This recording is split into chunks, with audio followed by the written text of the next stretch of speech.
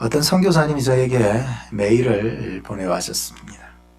이름도 숨기고 하나님과 관련된 단어들은 비슷한 단어로 바꾸어서 말입니다.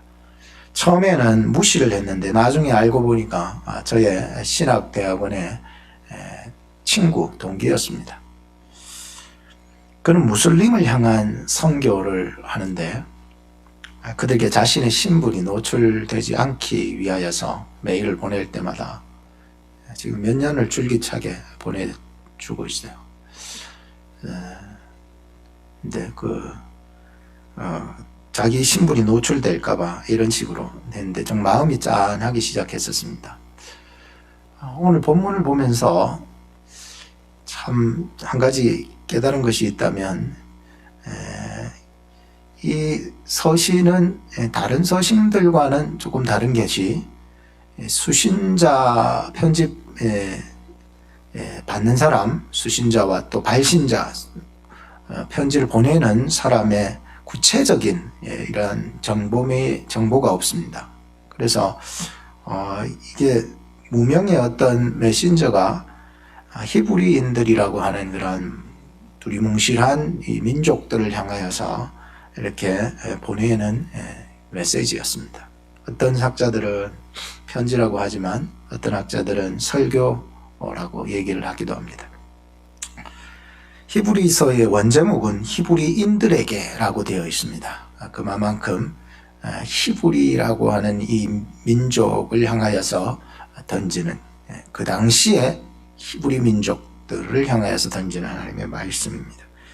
히브리라는 말이 맨 처음에 등장한 곳은 창세기 14장 13절인데 이 히브리라는 단어는 강을 건너다 라고 하는 의미를 가지고 있습니다. 히브리인들이라고 하는 것은 강을 건너온 자들이라고 하는 뜻이죠. 아브라함이 갈대아 우르의 우상의 땅을 떠나서 유프라데스 강을 건너서 가나안에 들어오게 되잖아요. 그러니 가나안 사람들이 아브라함을 일컬어서 히브리인이다, 저 히브리인이라고 하는 별명처럼 저들에게 얘기를 하게 됩니다. 뭐 좋은 표현이기도 하지만은 또 뭐 아닌 의미도 많이 담고 있습니다. 사실 다른 지방에서 가나안 땅으로 건너왔으니 이방인처럼 불려지던 어떠한 그들만의 전통적인 단어 히브리, 또 히브리 물에서 건너온 자니까 히브리인이다 라고 이렇게 말을 건넸다 보니까는 오늘 우리도 태평양을 건너왔잖아요. 물을 건넌 거예요. 이게 하여튼 물을 건너와서 미국 땅에 사니까 살아도 뭐 에이지안이라고 하는 거는 항상 떠나지 않는 그러한 것을 가지듯이 아브라함은 유프라데스 강을 건너와서 지금 가나안에 살고 있고, 성경에 보면은 야곱은 야복강을 건너오게 되고 모세는 홍해를 건너가게 되고 건너오죠. 가서 살게 되고, 미국은 신앙의 필그림으로 대서양을 건너서 이곳으로 오게 되었습니다. 오늘 우리는 어떻습니까? 나 자신을 한번 살펴보면 여기 앉은 이 자리가 이 코로나 사태 속에서도 참 건너지 못할 강을 건너서 오늘 이 자리에 오지 않았을까? 오늘 이 자리에 와서 정말 나를 살리는 귀한 은혜들, 하나님의 은혜를 경험하고 누리는 귀한 시간들, 영적인 가나안과 천국에 대한 소망들을 가질 수 있는 귀한 자리가 될 수 있기를 바라는 것입니다. 우리가 여기 앉은 자리가 보통 자리가 아니더라고요. 이 어려움을 뚫고 이 예배 자리까지 나오시기까지가 이 정말로 넘지 못하고 건너지 못할 강을 건너서 오늘도 정말 게으른 사람들은 아까마까 고민하다가 여기 온 분들이고, 또 코로나 사태 속에서도 이 가까마까 고민하다가 이 강을 건너서 이 자리에 앉은 자리인 것입니다. 오늘도 하나님의 은혜 받지 못하고 돌아가면 얼마나 억울합니까? 하나님이 약속하신 자리인 줄로 믿고 이 자리에서 하나님의 말씀 안에서 생명력 넘치는 하나님의 말씀을 붙잡고 여러분들 오늘도 그 은혜 안에서 참 살았으면 좋겠다는 생각을 해봅니다.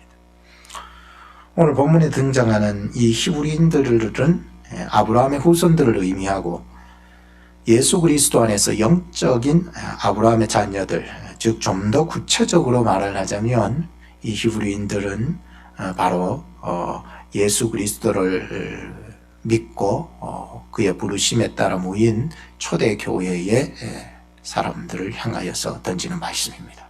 그러니까 쉽게 말해서 초대교인들, 그 당시에 이 히브리서가 기록된 것은 AD 64년경이었기 때문에 여러분들 AD 64년은 굉장히 중요하죠. 네로 박해, 로마 황제 네로 박해가 있었던 시기 아닙니까? 이때 기록된 히브리서이기 때문에 그 배경을 말 길게 안 해도 너무나도 잘 알리라 생각합니다. 이런 기독교 박해 속에서 수신자도 발신자도 구체적으로 기록되어지지 않은 그 이유는 분명히 있었으리라 생각합니다. 이 히브리서의 말씀을 지난 주간에도 묵상해 가면서 두려워 말고 뒤로 돌아서지 않는 믿음을 가지기를 바라는 히브리서 기자의 마음을 보게 되었습니다. 10장 32절에 보면 고난의 큰 싸움을 참아내고 있었던 겁니다.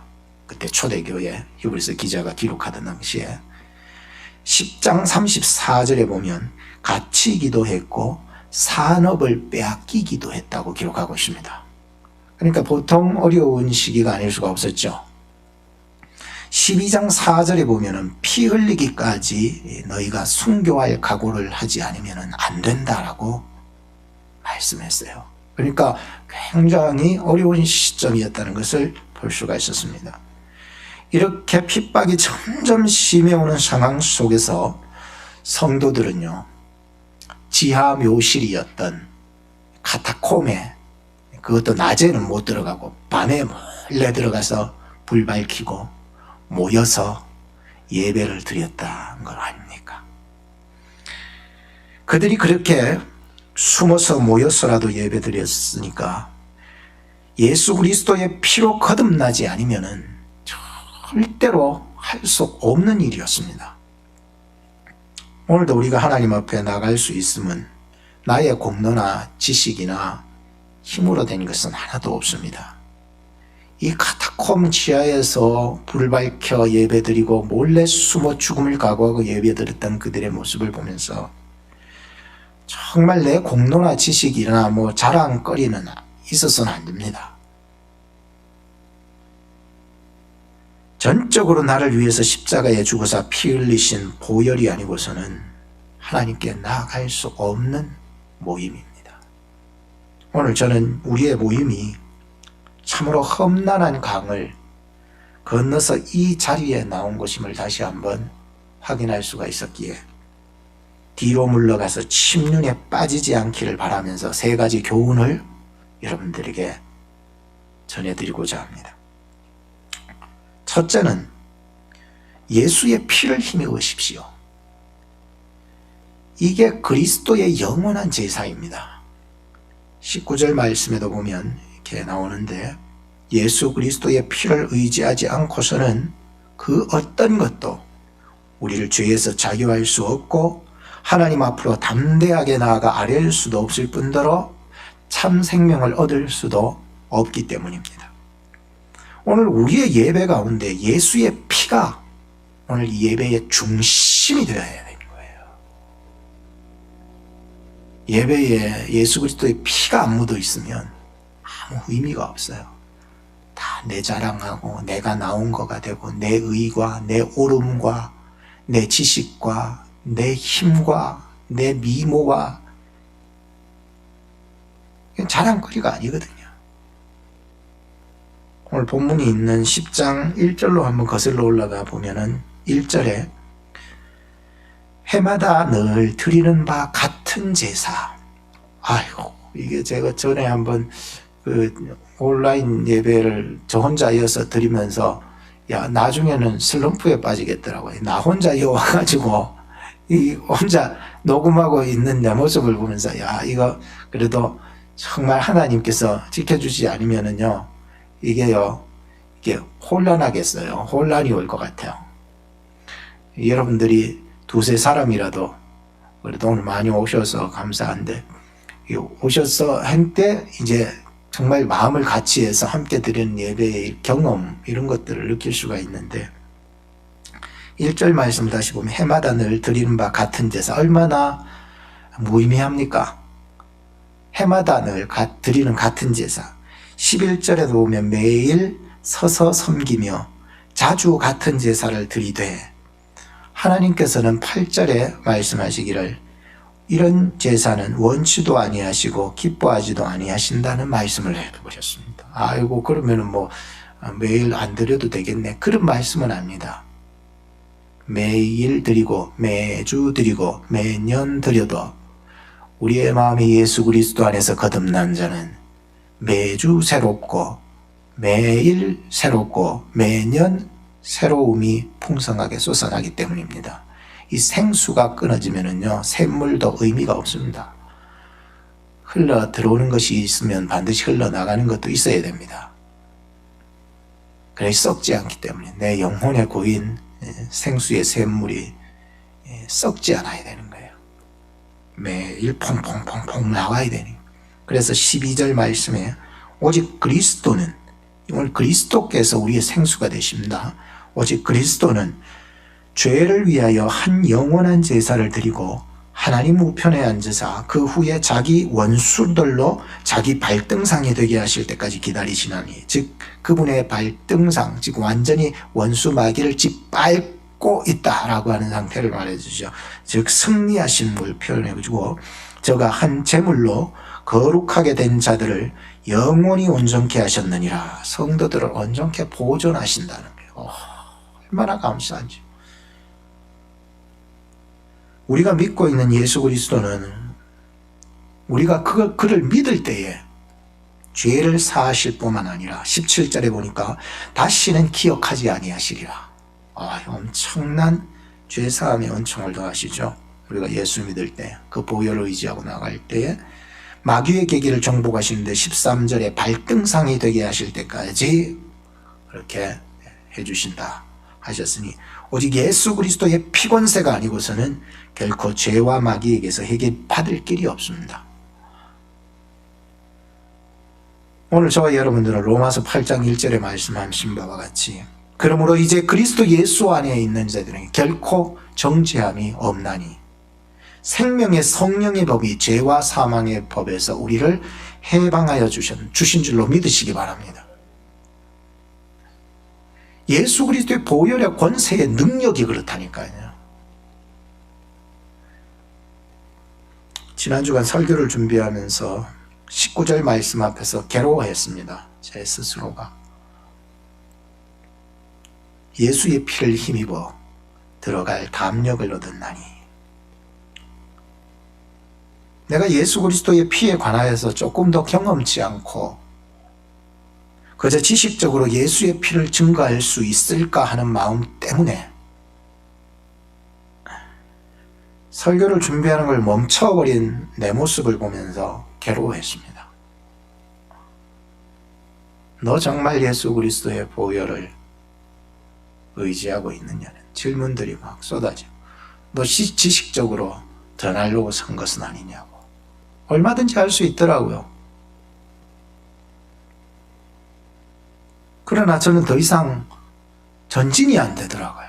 그냥 멈춰버린 거예요. 설교 준비가 안 되는 거예요. 더 이상 나가지를 않는 거예요. 그럼 여기까지 설교하고 말아버릴까? 찬양이 하나 떠올랐습니다. 기타를 들었습니다. 그리고 찬양을 계속 불렀습니다. 거기 너 있었는가 그때에 주가 그 십자가에 달릴 때,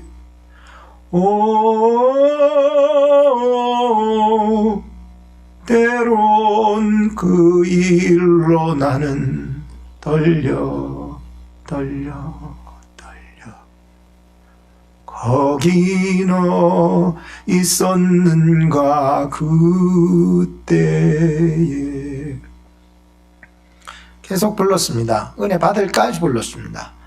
그러니 하나님 은혜 주시더라고요. 희한하죠. 다시 십자가 밑으로, 그 현장 밑으로 그냥 엎을러져 가지고 기도합니다.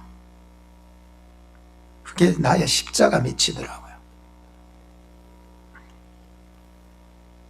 흑인들은요, 피부색이 검다는 이유만으로 붙잡혀 와서 그저 노예 생활을 하면서 이 찬송을 그렇게 불렀다잖아요.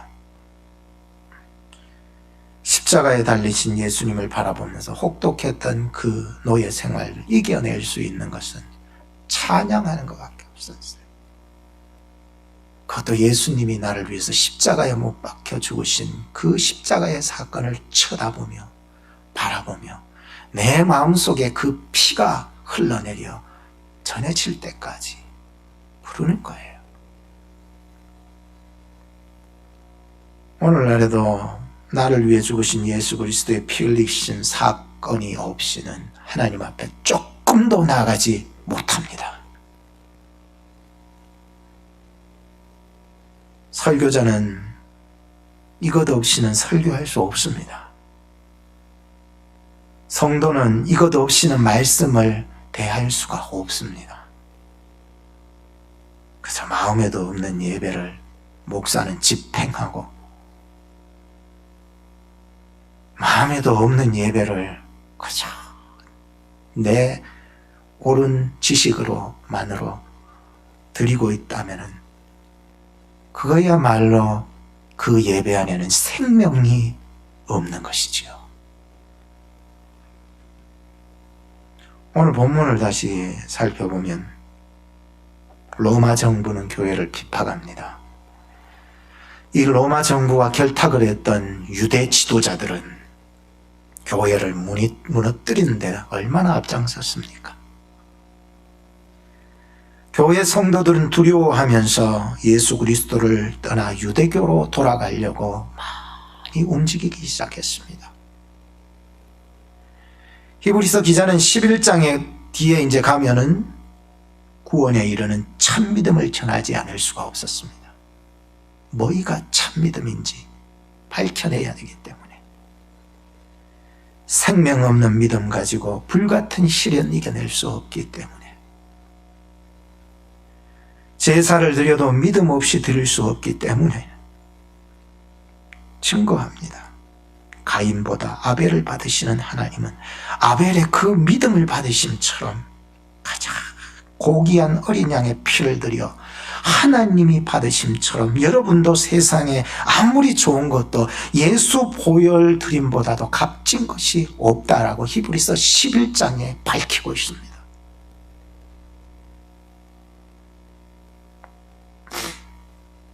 출애굽하는 이스라엘 백성들이 마지막 심판을 면할 수 있었던 길이 뭡니까?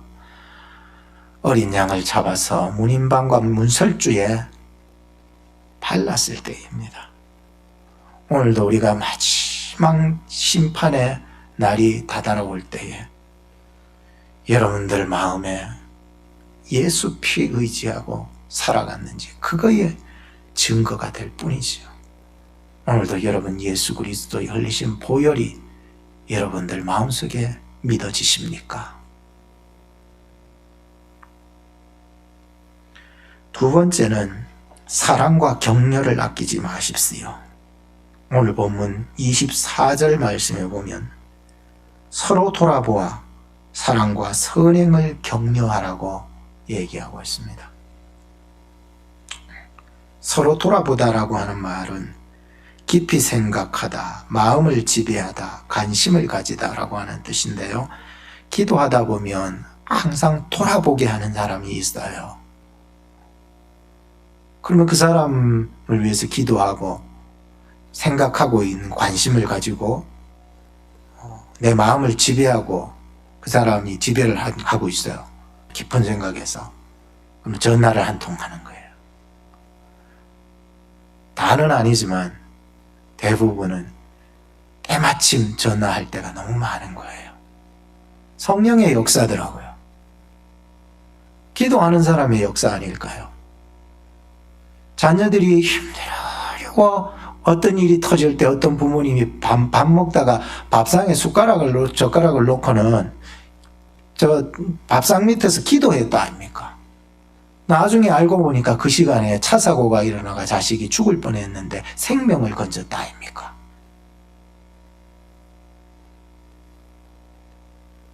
성령께서 주시는 마음은요, 밥 먹다가도 밥 숟가락 놓고 기도하게 하십니다. 자녀를 살리기 위해서 성령께서 우리로 하여금 엎드리게 만드시는 것이에요. 성도의 교제가 그런 게 아닐까요? 오늘 본문의 말씀을 보면 네로 황제의 핍박 속에서 어떻게 해야 될지 모르는 자들에게 꼭 필요한 말씀이 분명했습니다. 누구를 구체적으로 짚어주진 않았어요. 히브리서 말씀은 누구 어떤 사람 어떤 교회 이렇게 짚어주지 않았어요. 그냥 히브리 민족이라고 하는. 그런데 아브라함의 후손 즉 예수 그리스도 안에서 거듭난 초대교회 된 사람들 각자의 인격체들은 이 히브리서 말씀을 읽을 때 다 하나같이 자기의 말씀으로 받았을 것으로 확신이 듭니다.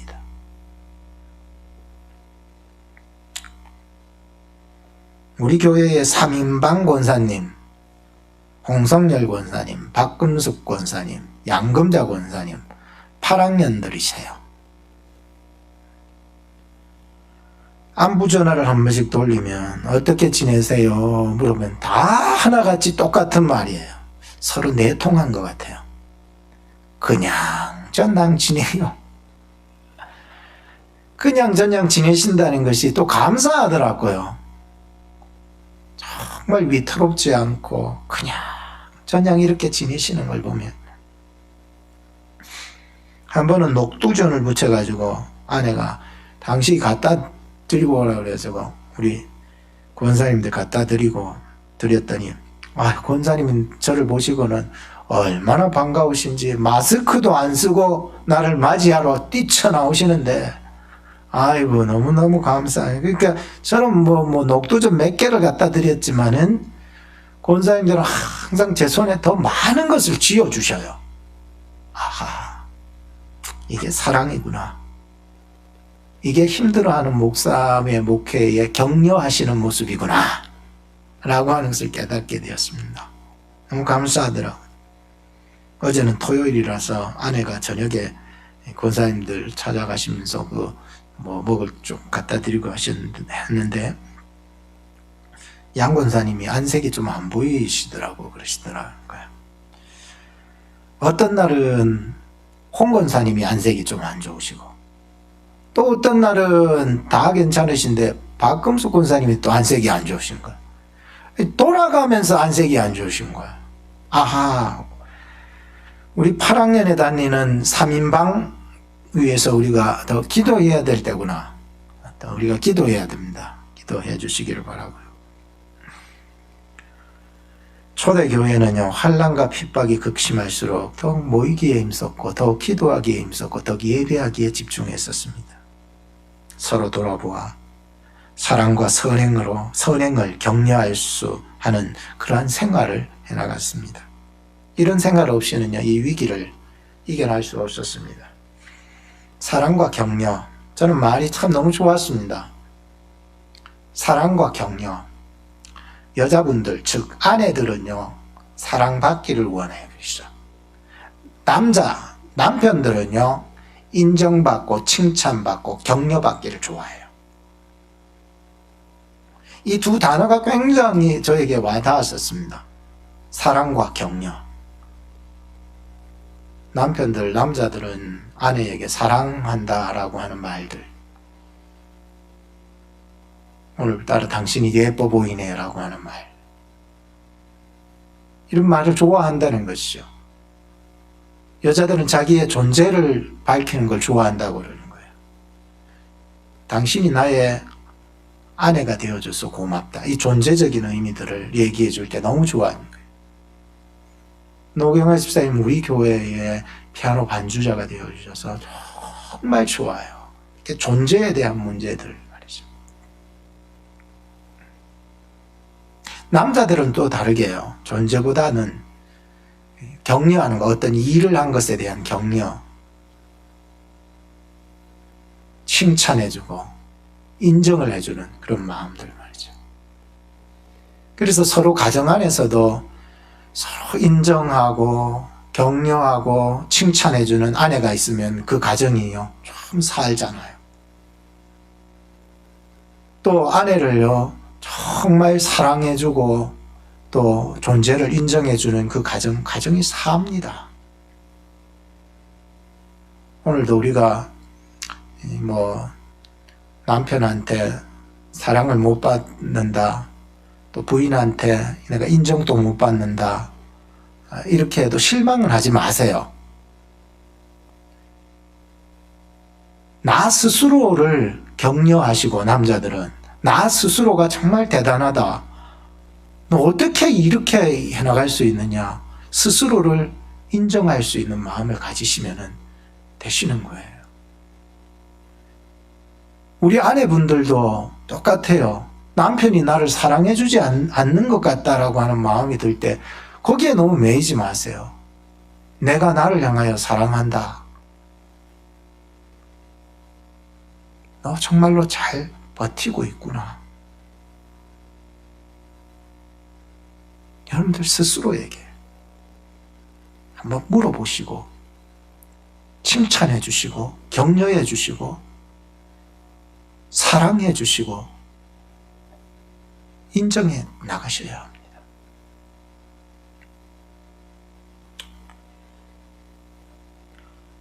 오늘 무엇보다도 하나님의 사랑을 받고 하나님의 인정함을 받을 수 있는 귀한 시간이 되었으면 좋겠어요. 오늘 예배 시간 왔으면 예배를 통해서 내 자신, 존재를 발견하는 것이 예배다라고 지난주에 한번 얘기한 거. 오늘 예배를 통하여서 하나님의 사랑, 하나님의 격려 이런 것들을 충분히 받을 수 있어야 되는 거예요.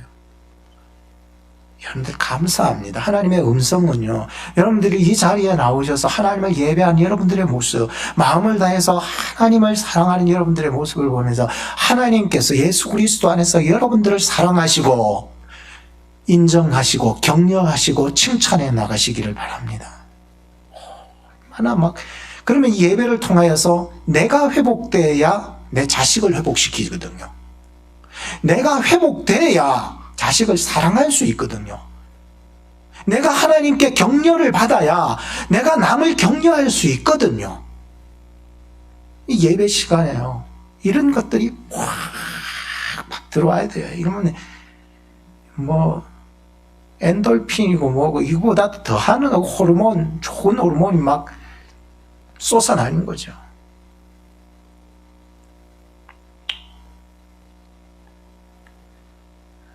세 번째는 습관을 쫓아 모이라고 말씀하고 있습니다.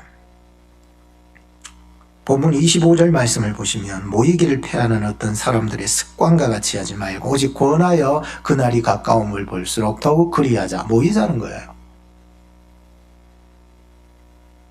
당시 로마 정부의 교회에 대한 핍박과 유대교 지도자들의 핍박이 점점 심해오르기 시작하니까 교회 모임에 포기하는 자들이 늘어날까요? 안 늘어날까요? 늘어납니다.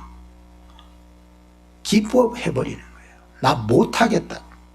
나와버리는 거예요.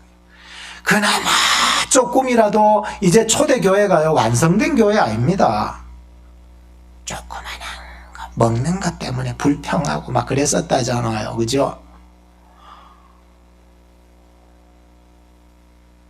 완성된 게 아니에요. 초대교회는 이제는 마치 새싹이 나서 뭔가 이파리가 나고 이제 꽃을 피우고 이렇게 해나가는 그런 조직체가 이제 서가는 교회가 초대교회예요. 완성된 건 없어요. 그렇다면 오늘 이 땅에 지금 2000년이 지난 지금 이때가 그러면은 완성된 교회냐? 그거 아닙니다. 지금도 교회는 전투하고 있습니다. 지금도 교회는 세워져 나가고 있는 거예요. 완성된 나라는, 완성된 교회는 저 새하늘과 새 땅, 저 천국 교회 외에는 이 땅에 전혀 없습니다. 교회가 크면 완성됐다, 조직체다, 아닙니다. 교회가 작기 때문에 조직체가 아니고 그거는 완성이 뭐 안 됐고 뭐 이런 말은 아니죠. 한 번은 집에서 호박을 죽을 끓여 먹고 아내가 그 안에 호박을 숟가락으로 판 다음에 씨가 있더라고요. 호박 씨를 갖다가 뒤에다가 심어 놨더니 하하 이게 새싹이 올라가더니 이만하게 자다 한 이만큼 자랐어요.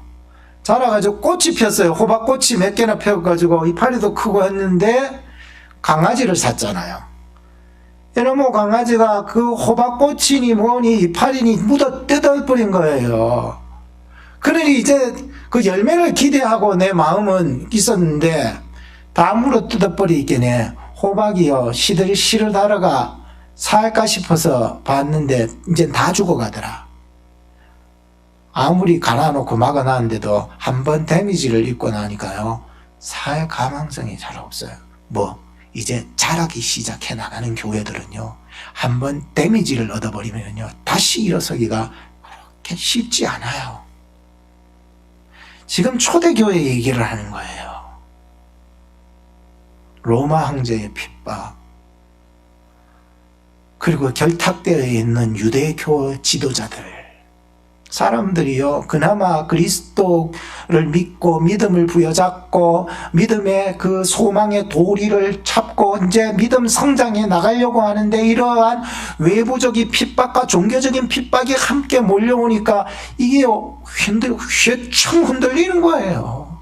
그러니 지금 히브리서 기자가 그 당시에 이렇게 사람들의 마음이 점점 성장하다가 데미지를 입어서 다 죽어가고 흩어지고 유대교로 돌아가 버리고 기부업 해버리는 이런 상황 속에서 이 강력한 하나님의 말씀을 전하지 않을 수가 없었다는 거예요. 참 오늘 이 말씀이 저와 여러분들에게 주시는 말씀이 되어서 이 코로나 사태 속에서 우리의 믿음을 뒤흔들고 있는 이러한 세상 속에서도 믿음의 소망, 그 도리를 굳게 잡아나가는 여러분 되기를 주님의 이름으로 축복합니다. 시대를 보면 주의 날이 가까워온다는 말들을 많이 합니다. 그러나 우리 시대를 듣고 보지만은 주의 말씀을 더 듣고 보시기 바랍니다. 그날과 그때 아무도 모릅니다. 근데 자꾸 세상 것만 듣고 보다가는요 하나님과 하나님의 말씀을 멀리 하면 안 보입니다. 진짜 소리 안 들립니다. 하나님 안 들립니다, 안 보입니다 하면 엎드리세요. 그 자리가 십자가 밑에 자리가 되고 그리스도 보혈의 능력이 우리로 하여금 보게 하시는 거죠. 듣게 하시는 거예요. 예배에 집중합시다. 믿음에 집중합시다. 사랑과 격려에 집중합시다. 그리고 습관에 집중합시다. 성경 속에는 습관이라는 말이 딱 6번 나오더라고요. 습관. 그 중에 5번은 다 안 좋은 상황에서 습관을 얘기했어요. 예를 들자면 엘리 제사장의 2 아들 홈리와 비느하스는 습관을 따라서 예배를 경멸하잖아요.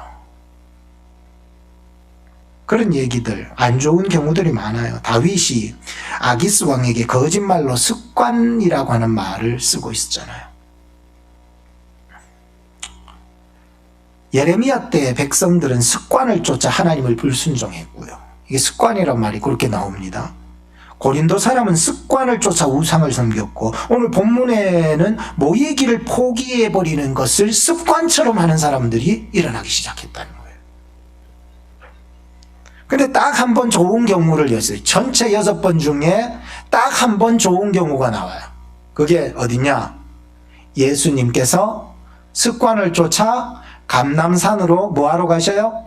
기도하러 가시는 거, 습관을 쫓아 기도하시는데 그 뒤에 성경을 읽어보세요. 제자들이 예수님을 쫓았다고. 오늘도 우리가 예수 그리스도의 제자가 되어서 예수님의 습관을 쫓아 감람산으로 오르는 습관을 본받아 가야 할 것입니다. 결론을 짓겠습니다. 오늘은 예배, 믿음, 사랑, 뭐 소망, 격려, 습관 이런 말들을 드렸습니다. 집에서 가정 모임을 가진다는 것도, 나 혼자 신앙생활 할 수 있다는 것도, 교회에서 늘 모여서 신앙생활을 했던 사람들에게는 익숙하지를 못합니다.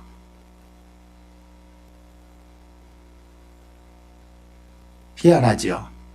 나 스스로 신앙생활 잘할 수 있다고 생각해서 나 혼자 한번 해보세요. 집에서 가정 모임을 한다 그래가지고 익숙치도 못한 가정 모임을 시작했다가 오히려 나중에는 더 어려움을 겪기도 하는 거죠. 교회에서 늘 모여서 신앙생활에 익숙해져 있던 우리의 모습들. 좋은 익숙함은 움직이지 말고 굳게 잡아야 되는데, 나쁜 익숙함은 움직여서라도, 마음 아프더라도 끊어서라도 잡은 걸 놔야 됩니다. 이 익숙함이라고 하는 것은 그런 양면성이 있습니다. 율법에서 벗어나 예수 복음 안에서 거듭난 우리입니다. 하늘 소망을 품고 살아가는 우리가 초대교회의 어려움 속에서도 끝까지 믿음을 지켜 모이기를 힘썼던 선진들을 본받아서 모이기를 패하는 어떤 사람들의 습관을 쫓지 말고 주님 오시는 그날까지 더욱 힘써 예배, 믿음, 소망, 사랑, 격려, 습관을 쫓아 주님을 따라가는 주의 제자들이 되기를 주님의 이름으로 축복합니다. 기도하겠습니다. 우리를 사랑하사 예수 그리스도 안에서 교회로 불러주심을 감사합니다. 팬데믹으로 전 세계는 어려움에 봉착했고 교회는 모임을 전과 같이 행할 수 없어졌습니다. 그러나 오늘 말씀 의지합니다. 교회로 모여 예배하는 자들 가운데 하나님의 보호하심과 지혜를 주시고 온라인 생명 예배를 드리는 자들 가운데에도 동일한 은혜와 지혜를 주셔서 복음 안에서 차별 없는 하나님의 은혜와 사랑을 더하여 주시옵소서. 이 때를 복음 안에서 슬기롭게 대처해 나갈 수 있도록 하나님 저희들을 도와주시옵소서. 병환 중에 있는 자들이 있습니다. 마음이 상한 자들이 있습니다. 우울한 자들도 있습니다. 자해하기를 마음에 품고 있는 자들도 있습니다. 주여, 물질의 궁핍함을 받는 자도 있사오니 저들에게 하나님의 도우심과 손길과 긍휼하심의 은총을 더하여 주셔서 급속한 회복과 평안한 마음을 내려 주시옵소서. 우리를 구원하신 우리 구주 예수 그리스도의 이름으로 기도하옵나이다. 아멘.